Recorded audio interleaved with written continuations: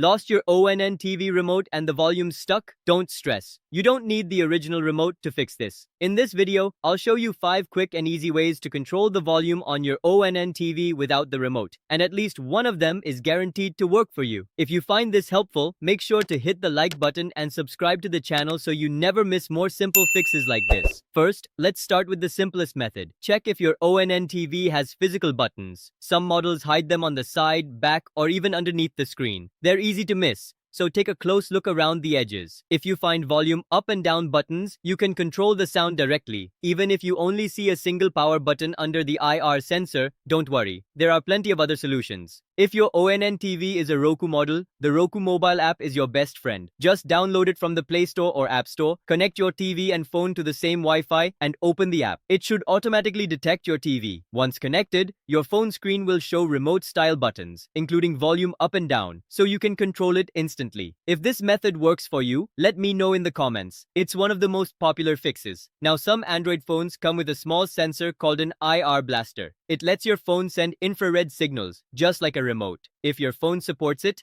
download an IR remote control app from the Play Store. Once set up, you can point your phone at the TV and change the volume directly. Not all phones have this feature, but if yours does, it's a really handy trick. Another option is plugging a USB keyboard or mouse into your TV. Most ONN TVs have USB ports that instantly detect these devices. Once connected, you can navigate through the menu, open the settings, and adjust the volume manually. It's not the fastest solution, but it works when other methods don't. If you have a universal remote lying around, that's another quick fix. Just follow the pairing instructions that came with it. Most universal remotes have preset codes for ONN TVs, or you can use auto search mode if you're unsure. Once paired, you'll have full control of the TV, including volume, just like the original remote. If none of these methods seem to work, double-check that the TV isn't muted and look at the audio settings. Sometimes the sound is being sent to an external device like a soundbar or headphones. If the TV still isn't responding, try turning it off and back on, or check if a software update is available in the settings menu. And if you're using an app that isn't connecting, make sure both your phone and TV are on the same Wi-Fi network and try restarting the app. As a backup tip, it's a good idea to keep a universal remote around or even pick up a low-cost replacement online. It saves you the hassle if you ever misplace the original again. Also, try not to rely too much on surge protectors or weak extension cords, since poor power supply can cause glitches in how the TV responds. And remember, not every ONN model supports every method, so you may need to test a couple of options to find the one that works for your setup. That's it for this video on how to turn up the volume on your ONN TV without a remote. Hopefully, one of these tricks got you up and running. Don't forget to give this video a thumbs up if it helped, and hit that subscribe button for more quick, money-saving tech fixes you can do at home. Thanks for watching, and I'll see you in the next one.